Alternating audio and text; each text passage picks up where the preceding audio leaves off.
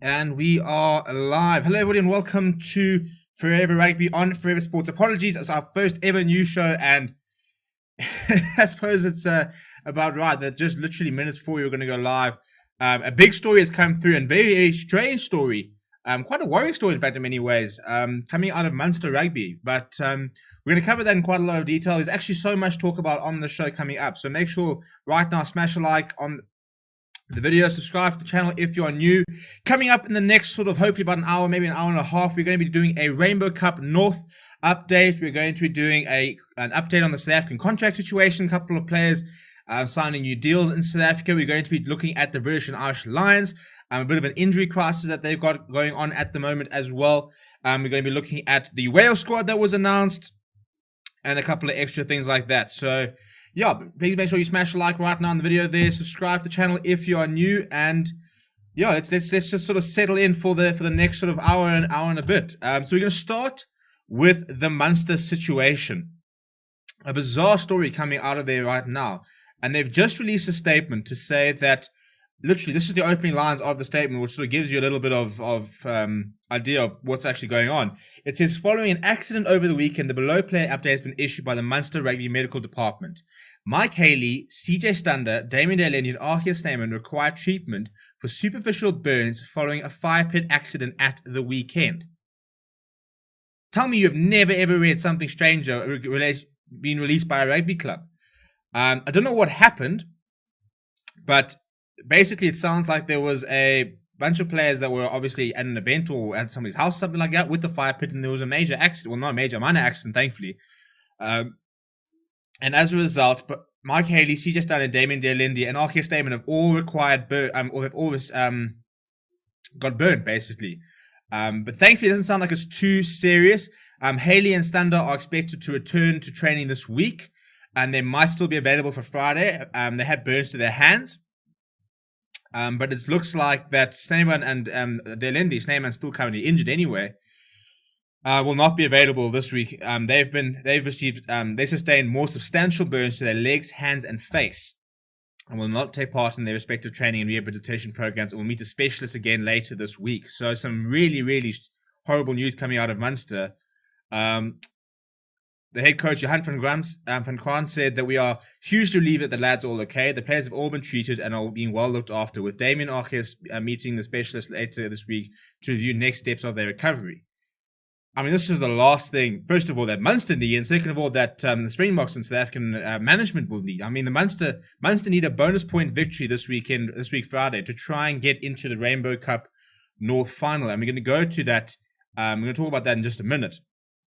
But, you know, from a South African perspective, we watched Dwayne Vermeulen limp off the field this weekend, and it looks like he's a doubt for the upcoming Lions series. We saw Herschel Yankees have to leave the field early because of a respiratory illness. We saw Siya Kolisi coming off the field in that last Sharks clash. Apparently, there's nothing major, so you don't have to worry about that too much.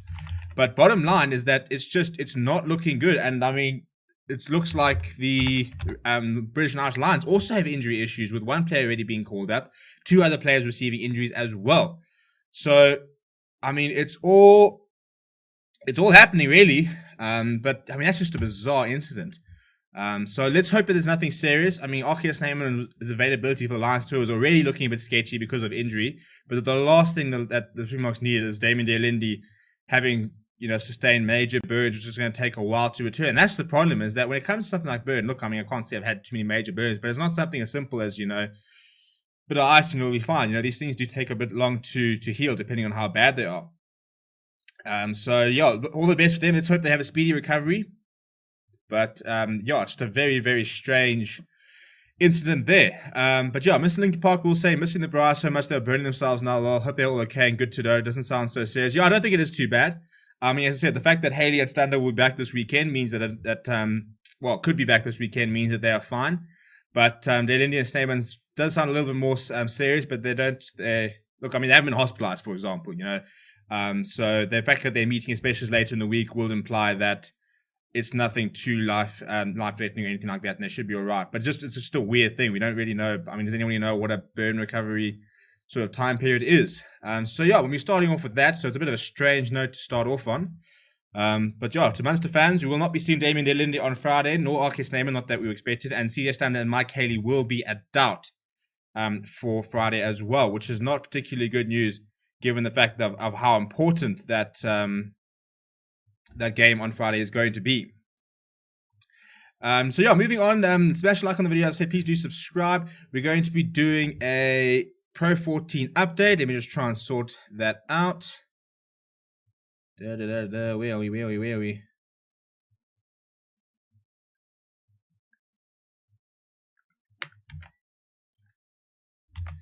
But yeah, let me know what you think of, what your thoughts are of the Pro 14 Rainbow Cup at the moment. We've had some very interesting results in both the Rainbow Cup SA as well as in the Northern Hemisphere. But yeah, let's have a look at what's happening in the Rainbow Cup itself, because it's all coming down to the last weekend. Both the North and the South teams, neither of them have actually been decided yet. So it really is going to be an all or nothing weekend for both sides. And so if we look at let's go to our, there we go. Right, so we're going to have a look at the Pro 14 Rainbow Cup in the Northern Hemisphere. So we know, I mean, if you haven't, if you need to have a refresh on what's happening in the Rainbow Cup SA, you can go check out our channel. We did a review yesterday. I'm looking at the Rainbow Cup SA log and the fact that it all comes down to the Sharks versus the Bulls this weekend. Basically, if the Sharks can win with a bonus point and prevent the Bulls from getting a losing bonus point, then the Sharks will go through. But if the Bulls get a losing bonus point, then they should go through. Because the Sharks have to win, I think it's by like 36 points, I think it is. A points difference of 36 points to qualify, in which case they would be denying the bonus point anyway. But yeah, so Guido ZS said on the Springbok story, the other reason Yao was selected was because of his Pro 14 experience. Interesting idea. I'm an advanced paramedic, but superficial, it's okay. It's the full thickness and partial full thickness that's associated with this touch infection that requires debridement. Yeah, as I said, I don't think I think it's too serious. It's just a weird, I mean, a 5-pit accident is bizarre. Sean O'Farrell, hello Sean, says hopefully they're okay. Odd incident to hear that they'll be going to injuries for the British and Irish Lions with most of the Premiership top 14 etc. going on. Yeah, look, I mean, that's what Rusty Rasmus was saying on Saturday. He said, you know, Dwayne Vermeulen is the first of what they expect will be a couple of injuries. It's inevitable. There are always injuries. That's why, like, when players get left out of the Pro 14, the most chances are, you know, the 3 or 4 big disappointments end up becoming part of the tour anyway because of the injuries that happen. But let's have a look at the Rainbow Cup here. So if you go look at the match centre, some very interesting results over the weekend with Glasgow Warriors getting a victory, which has actually put them on top of the table. So if we go look at what happened this past weekend, Connacht beating Ospreys 26 points to 19. This was the big result though. Glasgow Warriors beating Leinster 15-12. It was a pretty horrible game, if I'm honest. I think if anybody watched it, they can sort of verify. It was very stop-start, lots of fisticuffs going on. It just... yeah, it was very stop. Yeah, it was a messy game. It wasn't a great watch, I must admit. But it is what it is. It was an impressive victory from Glasgow Warriors, and that also marked the end of Leinster's possible bid for the final. We then saw Ulster just beating Edinburgh, 31 points to 34, in a 65-point thriller. So it was a nice game to watch there before the Cardiff Blues hammered Zebra 37 points to 12. So if we let's look at the table in terms of where of expanding how this weekend is going to shape up. Yeah, so at the moment, this is what the table's looking like. So Glasgow Warriors currently sitting on top on 19 points. They have, however, played 5 of their 5 games, which means it's these two sides who can potentially go all the way. If Benetton can get a victory this weekend, you know, they'll go up to 22 points, and Munster can't catch them. So basically what needs to happen is that Benetton need to lose this weekend, and Munster need to get a bonus point victory, or even just a victory, to go up to 19 points. I'm trying to find what the points difference is, but a bonus point victory would take them above Glasgow Warriors, and then it comes down to the Benetton game, which I think is on Saturday. You've got the Cardiff Blues here on 15 points, but they've already played 5 out of 5. Connacht 14 points, but 5 out of 5, and all these teams over here are out of contention. So pretty poor bit from Edinburgh, just 7 points. Leinster will be probably disappointed that they lost 2 games, which is a bit strange for them. But if we're looking at the fixtures, this is what we've got to look forward to this weekend. Right, so on Friday, the first game of the weekend, we'll see Munster clash against Zebra. And that is a big game. Because if Munster go and put in a bonus point victory, then Benetton know exactly what they need to do. there's no doubt about that. I mean, Leicester's playing Dragons in a bit of a nothing match, so it's this game over here which will be eagerly watched by Munster, especially if they can get that bonus point victory, get themselves 20 points. If Benetton win, they're through. That will be them on top of the table. So as a betting man, I would probably back Benetton. They're playing against Ospreys. They're sitting over here, 2 victories. So, I think that Benetton have shocked a few people and have been playing some very good rugby. So, as a betting man, I'm putting my money on Benetton making the final. I'd probably prefer to see Munster get to the final in terms of the players on display, but it's a lot for them to do. Whereas Benetton, if they can, if Zebra, for example, prevent Munster from getting a losing bonus point, then it becomes much easier for Benetton. But Benetton, they just need to get a victory this weekend. They are away, so it does make things a little bit harder. Ospreys are not a bad side either, so it's not that easy. Benetton have been sort of playing above what their sort of the expectations are. So, anything can happen. But I think that the way that they've been playing, especially when they upset Connacht, I think they've got so much confidence, and they're sitting there saying, right, can we put in one more big performance, get ourselves into that final, which will be at our home ground, potentially in front of our home fans, and we can play against the Bulls or the Sharks. So I'm reckoning that Benetton are going to do it. Guido says which team will likely play against Bulls or Sharks, but it's between Munster and Benetton, unless they both lose, I suppose, in which case Glasgow Warriors could go into it. So, if Munster Zebra pulled out a shock victory, victory over Munster, and Benetton also lost, then we could also see Glasgow Warriors finish top, but that's also pretty unlikely.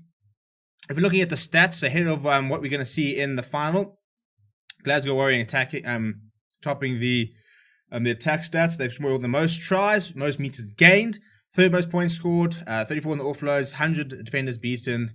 If we're looking at Benetton, joint, so they scored the most points there, but fifth in terms of tries scored, 7th meters gained, 8th for clean breaks, first for offloads, but this is the most important, isn't it?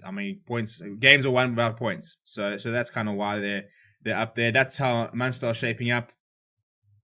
So obviously still a lot to play for. Anything can happen this weekend, but as I said, I think if I was a betting man, I would be backing that Benetton shot. I think that they're playing well, and they'll probably be the most motivated. You talk about teams that wanted the most and want to go all the way. I reckon Benetton are pretty much sitting in that sort of situation. If you ever need motivation to be able to go and play against the Bulls or the Sharks, arguably the 2 biggest unions in South Africa, especially at the moment, definitely. Again, in front of a home crowd, you shouldn't need any more motivation than that. So hopefully, I'd like to see it. I'd prefer to see a Munster versus Bulls game, for example. And I think I'd also like to see the Bulls go through, because I think that obviously they lose fewer players going into that final, because no Springboks in that 46-man squad will be included in that final. I think that also counts for the Pro 4. I'm not sure what's happening with the Pro 14 sides. I'm not sure if Munster will be able to have Damon Lindy, for example. I don't think so. But none of the local sides, so Bulls or Sharks, none of them will have any players who have been named in that 46-man squad available to them if they go to the final. Which for the Sharks is a lot of players. It's Lakanyo it's Oxenchair, it's Thomas Dutoy, it's Siaklisi, Yao Penkle, Spirin Corsi, Apele Fassi, who am I missing out on? Sanele Nahamba. I think that's about it. Yeah, so they'll be missing all those players if they go to the final, whereas the Bulls will be missing Dwayne Vermeulen, who's injured anyway, but apart from that, they'll be missing Morne Steyn, Trevor Nyakane, and who am I missing here? Stupid here. Who's the 4th Bulls player? It's Trevor, Morne, Dwayne. Oh, Mark van Staden. And Zanel. Mapimpi will also be missing. Sorry, I forgot about Mapimpi because he's only just made back. So yeah, it'll be a much stronger Bulls side that can go overseas than the Sharks. So in that sort of perspective, I'd like to see the Bulls go there, because I think they'll be a better outfit. Having said that, the Sharks this weekend didn't have pretty much all those players anyway. They had Oxenchair and Thomas Dutoy and Makazuluma Pimpi. He didn't make a lot of difference. But there was still a decent side. And I quite enjoyed seeing Marnie Liebach and Anthony Fulman giving a bit of license to run. I also thought Bernard Koch was very good this weekend. Kind of saying, what the hell is this with that fire accident, mate? I'm a Munster fan. I've only just heard this. Yeah, so we covered that earlier in the show. It looks like it doesn't look like anything too serious. As I said, CJ Stander and Mark Haley apparently are very superficial burns. They should be back this weekend. Damon Lindy and Archie Name will be seeing a specialist later this week, but I don't think it sounds too serious. But it is a very strange incident that's happened. But in terms of some South African news, a couple of contract updates, and the Bulls are just doing everything right at the moment. They've announced that Trevor Nyakane and Lizo Gqoboka have both signed contract extensions. Trevor Nyakane will be at the Union until 2023 at this rate, and Lizo Gqoboka has signed a 3-year extension until 2024. I mean, it's like watching Manchester City, isn't it? You know, they get all their players in a line, they bring in who they want, they sort out contracts. It's a masterclass of how to run a union. And then you've got the rest of the three, Sharks catching up very much so. But you've got the Lions in the Western Province getting, well, how come we can't do that? Because you don't want to. Because you could, but you just refuse to. I mean, the Lions also announced some players staying. Nothing too blockbuster. I'll tell you what is blockbuster, and I'll come to it in a minute. But the Lions announced that Rabs Makwana, Stian Pienaar, Court Noskosan, Kieran Horn, and Ngia Selengbi have also signed contract extensions. So all those players will be with the Lions for at least the next year. Usually Lions go on a year-by-year basis. I don't know why. But yeah, I mean, back in the day, it always used to be sort of like Jaco Kriel extend by a year, Malcolm Marx extend by a year. I don't know why it's not more like football, or apparently like the Bulls, where you can go and I think even Williams was on about a 3-4 year contract. But that's what you need to do. I mean, why is rugby so far behind football? Why aren't the Lions sitting there and saying, right, Jordan Hendrickson, here's a 5-year deal, chap. If somebody else wants you, they're going to come pay money to get you. You know, Tyrone Green. I mean, how many players? I mean, that whole thing last year of, because of COVID, we're going to allow these players an opportunity to go. And Tyrone Green going, Malcolm Marx going, Kwaka Smith going, all these players going, and the Lions receiving this much money for it. It's unbelievable. We've got to be more business savvy. Give these players, the right players, long-term contracts. And if people want to buy them, then you have to buy them out of contract and get a bit of money from them as well. But it is good to see that the Lions have gotten a few players to commit to the Union. But a massive news for the Lions is reports, nothing confirmed yet, but pretty much all but been confirmed, that Edwill van der Merwe has signed a contract to join the Lions for the Pro14 next season. How's that for a signing? I mean, one of the best players in the competition right now, who scored another brace this weekend, has apparently signed a contract for the Lions because he wanted playing time, because he didn't think he was going to get enough playing time at Stormers. And yet, obviously, since that decision to sign the contract, he's obviously he's been playing a lot of rugby and scoring a lot of tries. So as a Lions fan, I can't believe you managed to pull it off. It's a bit of a strange signing. I mean, I think there are areas where the Lions need players more urgently. I think hooker is a joke. I mean, I think PJ Botha and Morne Brandon are very poor come line-out time. And that's a massive gap where we've lost Malcolm. We used to have Malcolm Marx and Akker van der Merwe. Those were the two hookers the Lions used to have, and they don't have that anymore.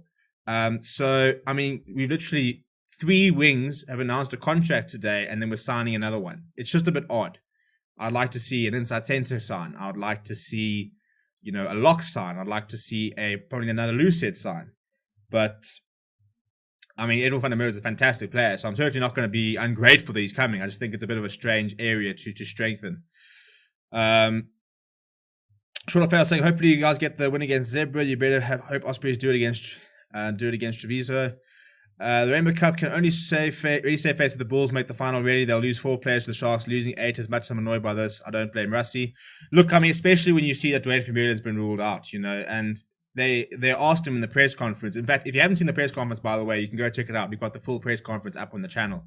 But Erasmus said that because they asked him, they said, Dwayne Vermeulen's now been injured. Why are you not pulling them out now? Why are you not saying, don't play this weekend, don't play in the final, wrap these players up in cotton wool, and make sure that they will be okay? And Erasmus said, you know what?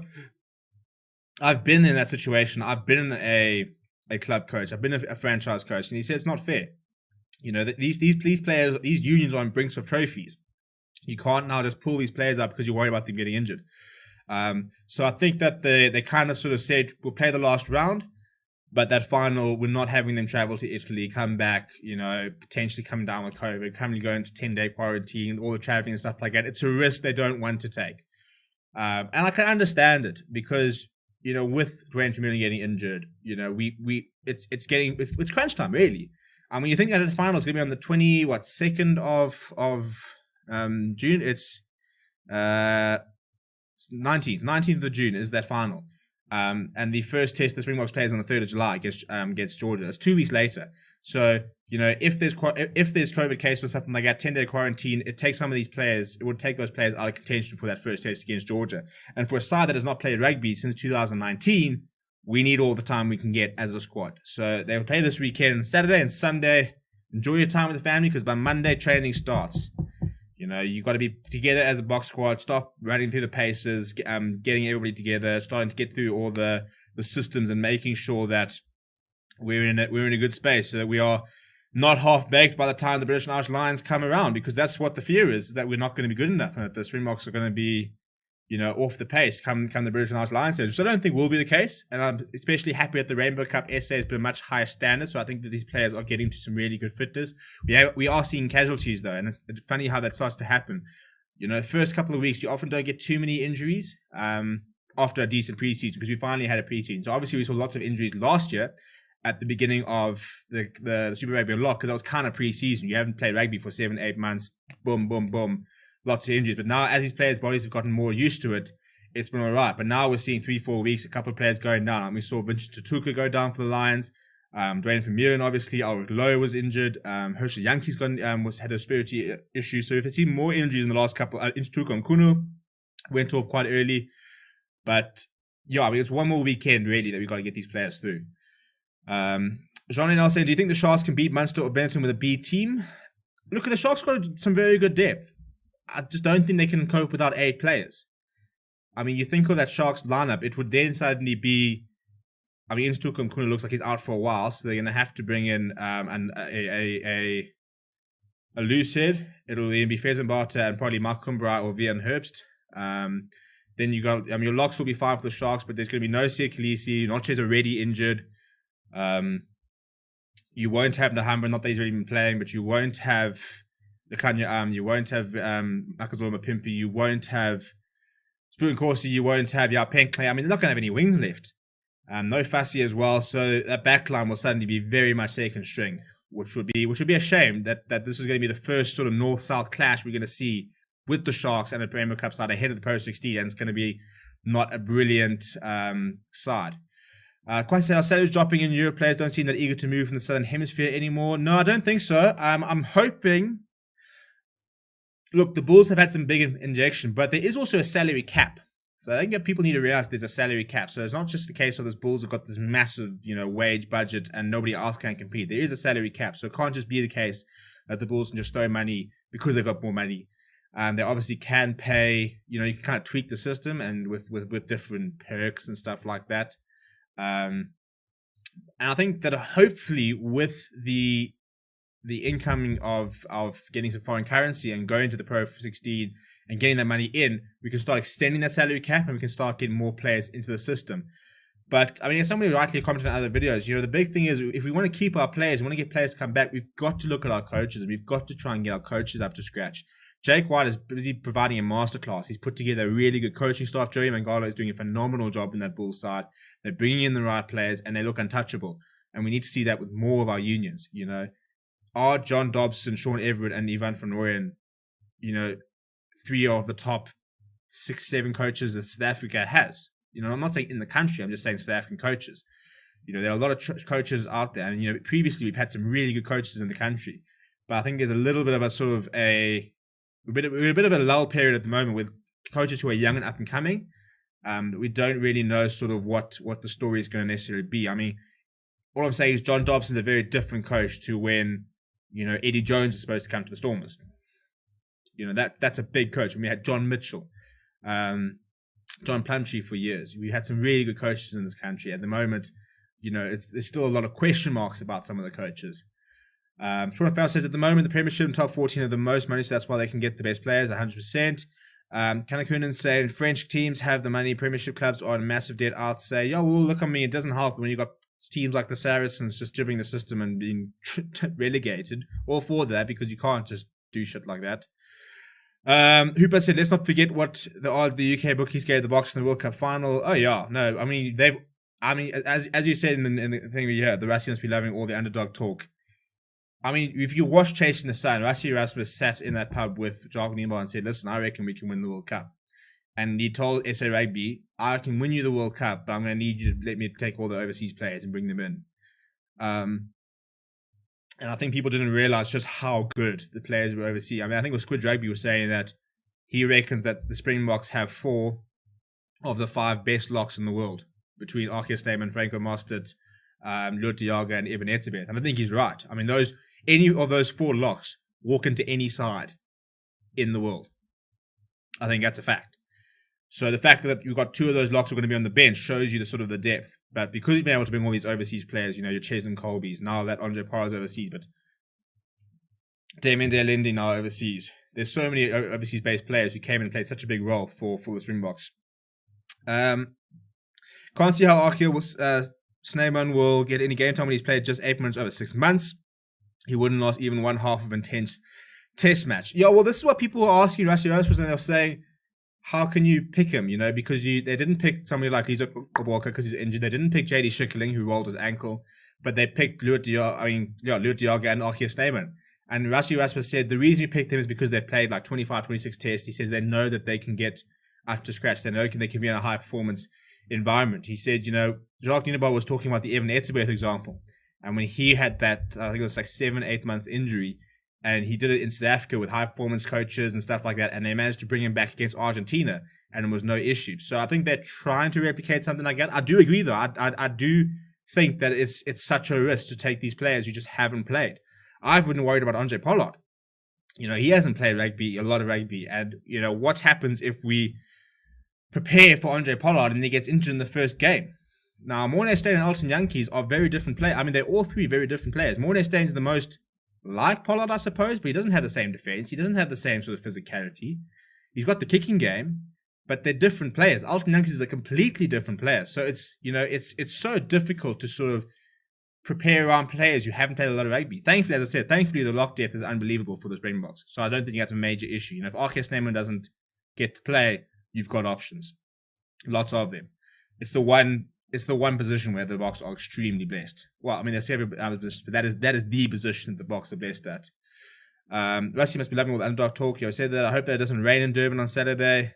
And Sean O'Farrell said, I think game time might be an issue for some of the overseas players. Well, I think it's a bit of an issue for the Japanese-based players, because these players, first of all, they had finished about 2 or 3 weeks ago, I think, so they've been in South Africa for about a month, having not playing any rugby. But there's also sort of a worry about what's the standard of rugby like in Japan. Is it good enough? Are these players going to be up to scratch? Can they suddenly go from playing, Japanese top league rugby to being able to play in a test match? So thankfully we've got the 2 Georgia test matches, which will not be easy. I think people are sort of saying, why are we playing against Georgia? And yeah, obviously I think we wanted to play against, there were talks about USA, talk about Italy, there were talks about the All Blacks, which I think was a stupid idea. But Georgia is a nice physical side. So if nothing else, maybe skill-wise they won't really stretch the Springboks, but it'll be a nice physical encounter where the Boks can get back to sort of feeling test match rugby, like literally feeling test match rugby. So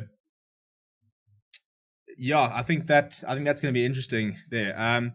Kaneko says, it's just me, but Jantjies massively overrated 10. Pollard is way better than him. Jantjies is a very different 10. As a Lions fan, I've watched him literally since his debut in 2010. And on his day, he can be like a Richie Mwanga. He can win you a game on his day. But the problem is he suits a very specific type of team. He needs a very quick and good scrum half by him, and he needs a pack to dominate. Look, most fly halves need a pack to dominate. But Andre Pollard is very gifted in that he has everything. He's got a kicking game. He's very physical. He's very good in the defense. Andre Pollard is an inside center that can kick and pass. That's what Andre Pollard is. He's got the physicality that a center usually has. He's got the defensive capabilities he's got, but he can also kick a ball, and he can also, run a back line. I think attacking-wise, Jantjies is the most talented attacking player there. Morné Steyn is the most talented kicking, or kicker of the ball between those number 10s. But Pollard just has everything. So that's why he's so good, and that's why it's so easy to play with somebody like him, because he can slot in and he can do so many different jobs. And it also dovetails really well with Billy Leroux, because if you want someone who's a bit more attacking and a bit more creative, Billy Leroux can come and slot in at first receiver, or he can come in at second receiver, and he can spot those gaps and stuff like that, which Pollard might not necessarily do as well. Any injury update on Vermeulen? Yeah, there's nothing. The last update was that he was on his way to Cape Town. That was on Saturday night. Actually, he was on his way to Cape Town to have a scan on his ankle, but they said they're preparing for the worst. It doesn't look good. I think, we won't see him against Georgia, I can tell you that much. So it'll be a case of can he get ready for that first Lions test? Because obviously also the Springboks will not be playing against any of the franchise games. So that's why I also think that the Bulls are going to be the best suited to try and beat the Lions. If there's one franchise that can beat the Lions, it's the Bulls. First of all, because they're the best. Second of all, because they've got the least players that are going to be missing. As I said, there's 4 players going to be missing. And they're getting Ivan van Zyl back from injury. Marcel Coetzee is going to be able to play for them. So they're going to be able to name a really good squad against the British and Irish Lions. And I think if I'm correct, it's the first game. Let me get that schedule up. Which will be useful, because that means that even if like Marcel Coetzee gets called up, that we get to you'll probably be able to play against the Lions for the Bulls. Where's his email? I guess the final schedule here. Here's my refund email. RIP to that idea. Here we go. Yeah, so the first game is against the Lions. Lions versus the Lions. And then the Sharks. So the Bulls game is on the 10th of July. And the first test is on the 17th of July. So it's a week apart. So what they were saying is that like a Marcel Coetzee can still play for the Bulls, for example, because at the moment he's not on the Springbok squad. He could play for the Bulls against the British and Irish Lions. And if they then decide, literally a day later, listen, Dwayne's not fit enough, we need him to come in for the Boks, all he has to do is produce a negative COVID test and he can go straight into the squad. So those players can still play against the Lions. Perhaps Clerk will be crucial. Do you think if there's an injury, Yankees can win us the Lions series? I do think he can win us the Lions series. I also think that Yankees has matured a lot since that World Cup. We saw a very different side of him when he played in the Super Rugby last year. I think we saw a much more tactically aware player. And I think that was those sort of 6 months in that Boks setup. He played quite a big role in that World Cup win. Not really on the field, but you could see the fact that he was running the water, had the earpiece on. He was quite important, I think. He's become such an experienced player. I would back him to be able to do the job. His goal kicking is very good. And I think that, he's with the Damien Day-Lindy outside him, with a Faf de Klerk inside him, and with a very good pack. I don't see why because that's the thing. We know the pack's going to dominate. The British and Irish Lions have picked a pack which is going to be mobile, and they're going to try and hit us in other ways. But they're not going to out muscle the Springboks. So with the pack going forward, who knows what he can do. I back Yankees, Pollard, Mornestein. I think that the Springboks can do a job with all of them playing. Look, Pollard's massively important, but I think if he doesn't play, I don't think that's it. I don't think, that's the series gone if he doesn't play. I don't think we're that reliant on him. I think there are so many good players that you can get by with some certain players, but there are certain players who are more crucial than the rest. I think Pollard and Faf de Klerk are probably the two, and Dwayne Vermeulen are probably the 3 biggest players. Kelly Kern saying, the other thing I would wonder is, would Munster have to leave out David Dillon for the weekend if they make the final? I'd imagine it'd be somewhere in the contractual obligations. He'd be a huge loss for us. But yeah, well, that's what I was saying earlier. I'm not sure, because all the South African players can't play in the final. I don't know about the overseas-based players. So I don't know if he wouldn't be able to play. Sean Fell saying, Marcel would know most of the Lions, the players that play in the British and Irish Lions from his time in Ulster. What do you guys think of Colby slotting at 15 if needed? I think that Colby would be a brilliant 15, but I think that it's not the right time now. Obviously, after the series, Billy Leroux, is he going to play the next World Cup? Probably not. In which case, who's that next 15? Is it Apelele Fassi? Do we try chasing Colby there? Because I think Warwick Galant was there. He was ready to take the mantle, but he's injured. And my heart bleeds him, because I thought Warwick Galant was playing some terrific rugby before he got injured last season. He looked so good at the Stormers.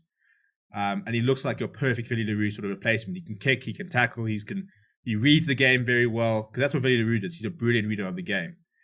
But yeah, Jason Colby, he's played at fly half, for example, to do the season. So he could, we know he can definitely play at fullback, but I think if we would need, what I would do is I'll play this British and Irish Lions series and then start thinking, right, against Argentina, are we going to back up Apelele Fassi?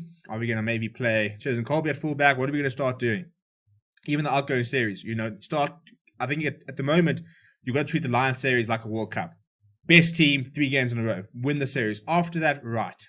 We are now preparing for 2023. And if you look at the squad, there's a very nice graphic. I think it was SRA Magazine did it, that talked about age and caps. And you see that, like, there's a bunch of players over here, quite old and have a lot of caps. Obviously, a lot of inexperienced players, but the bulk of the squad sitting at 27, 28 years old. So the bulk of the World Cup squad will still be available in a couple of years' time. But it also allows for some of the younger players to start coming in. Short of Elston Kanakern, you're getting Jason Jenkins next season. Yeah, interesting that he wasn't actually named. So he was supposed to be, isn't he any good? Yeah, very good. I mean, and Rusty Rasmus rates him. He was saying that he's very chuffed that he's going with the move because he thinks it means that he's still going to be available for the Springboks. It means that they don't have to worry about paying his salary. But it means that, he's definitely in Springbok contention, put it that way. But yeah, and then Kwasi Warrior Sinclair's coming down, a lot of excitement from fans. Yeah, so we're gonna get to that right now. So let me just get through this and we'll talk about the British and Irish Lions update. Do you think the Sharks will put up one of their strongest team against the Bulls or not because of how hard it is to get them to the final? Well, they've rested all their players this last weekend, so they could put their strongest side against. I don't think Oxenshare Thomas Toy can play, but everybody else can play. And I think as the Sharks, I would play my strongest side. And you know what, if they get injured for the Springboks, they get injured for the Springboks. That's one of those things. But right, let's get to the British and Irish Lions update, because yesterday it was confirmed that Carl Sinclair will be replacing Andrew Porter in the squad. First of all, big loss in Andrew Porter. I thought he was terrific. I thought he was so good in the Six Nations. 25 years old, coming to the peak of his career, and was very good. Carl Sinclair was a very big omission, and to give him his credit, we all saw the interview afterwards. If you didn't, it's up on our TikTok channel, I think. But we also saw how Carl Sinclair said, he understands why he wasn't picked, and he reckons he'll understand. In a year or two, they look back on his moment and think that was a key moment. But literally since he got man of the match like 4 days after not being picked, and since then he's been brilliant.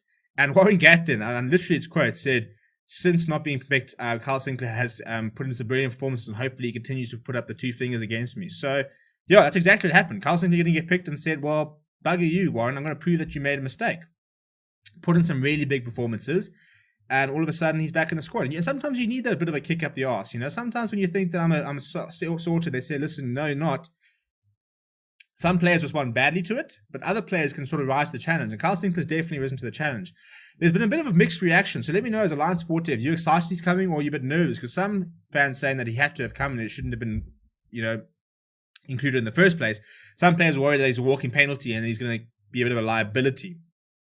So yeah, it's going to be interesting to see how he does. It'll be interesting to see if he manages to get a spot in the test side, because obviously we remember what happened in the World Cup. He lasted not particularly long, so didn't manage to have that World Cup experience because he unfortunately got knocked out. So I think he'll also feel like he's got something to prove up against the Springboks.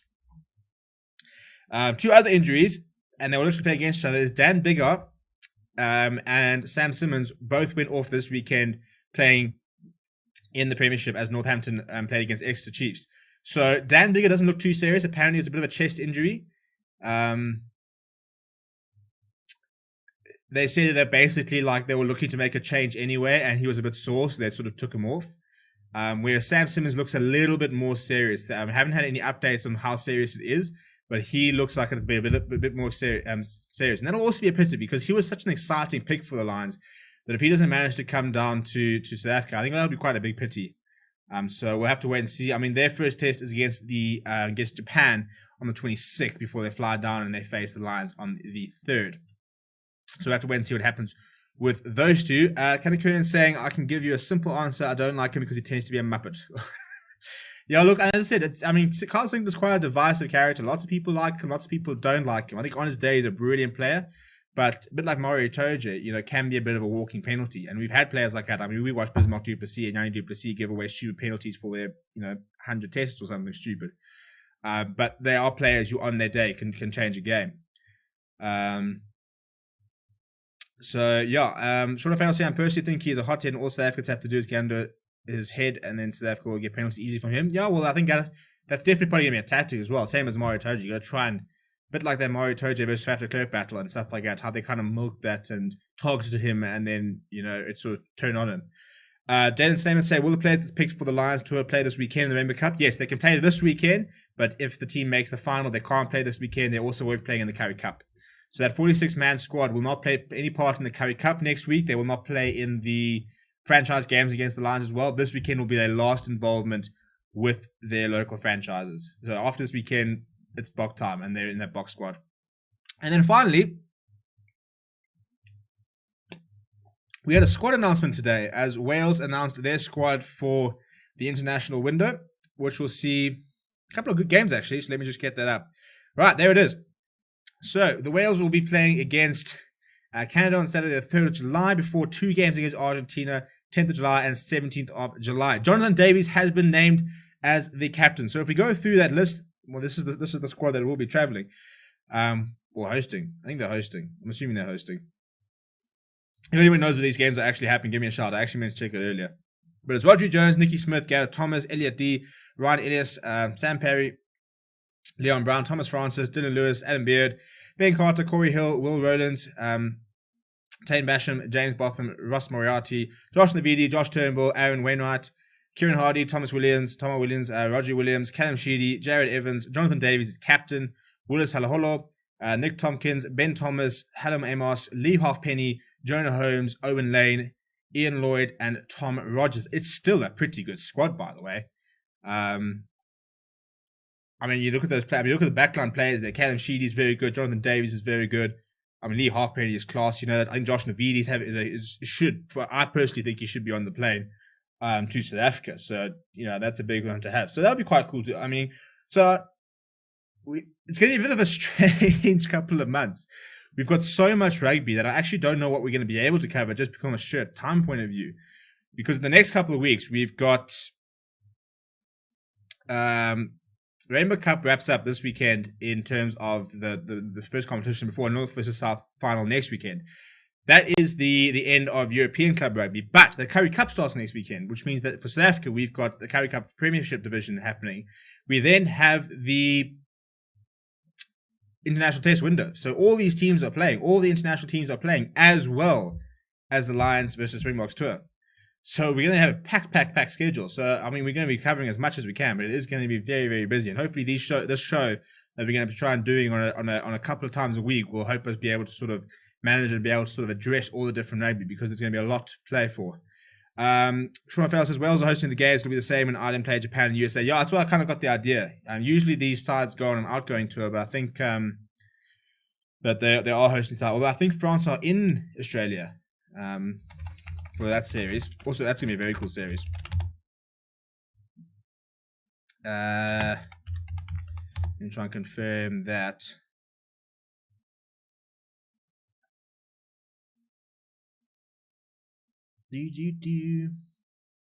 Yeah, so France will be going over to Australia during that test window.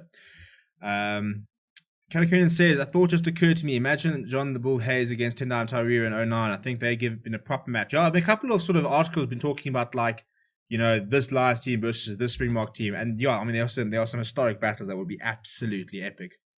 That one very much so. Calix says Pivac doesn't seem to be experimenting at all. That's the thing. I mean, it's a very strong Welsh squad, lots of experience there. But I suppose if there was ever a time 2 years before the World Cup to try and give a few debuts, I mean, I don't think there were that many uncapped players. When I remember reading it, I think it was like 6 or 7, 5 uncapped players. Yeah, as you said, 5 uncapped players. I think that's fewer than actually going into the Lions tour. Yes, they're in Australia. Yeah, cool. We covered that. So yeah, that's going to be the French squad for those couple of games. We'll try and keep an eye on what's going on there. Just because like something like Josh Navidi, I could watch him play all day. I think he's a brilliant player. Lee Halfpenny is one of my favorite fullbacks of all time. So that should be quite cool. But yeah, that's pretty much it really. I mean, lots of stuff happening in and across the rugby world as we see it. And I mean, there's new stuff happening every single day. But from a Springbok perspective, we are hopefully going to be getting some media opportunities coming up in the next couple of days. We're supposed to be getting a press release talking about what the media opportunities will be for the Springbok tour. So as soon as we know that, I'll be able to tell you what you can come to expect. But in terms of the rest of the week, we'll be live again on Wednesday. We'll be doing another one of these shows and stuff like that, going through all the news and stuff like that. So yeah, right now, if you haven't subscribed, please do smash a like on the chat on the video. Subscribe to the channel. I mean, I think we had over 100 subscribers at the weekend. It was a really, really good weekend. And we really want to try and see if we can get up to 2,000 subscribers before the Lions tour kicks off on the 3rd of July. So we haven't left a lot of time, but I like being ambitious because, you know, without a little bit of ambition, what's the point? Yeah, so please, smash a like on the video, subscribe to the channel, and thank you very much for everybody for tuning in. We'll be back again on Wednesday. Tomorrow we've got 5 things you learned from the Rainbow Cup essay, and on Wednesday we are going to be doing quite a fun video. We're going to be looking at a Springbok 23. It could be a 15, it could be a 23. I haven't quite decided yet, but we're going to be looking at a alternative Springbok side of players who weren't actually named in the squad. Hint, hint, nudge, nudge. Marcel Coetzee will definitely be one of them. So make sure you subscribe so you get to see that. But thank you very much. Enjoy your evening, and I'll chat to you guys very, very soon.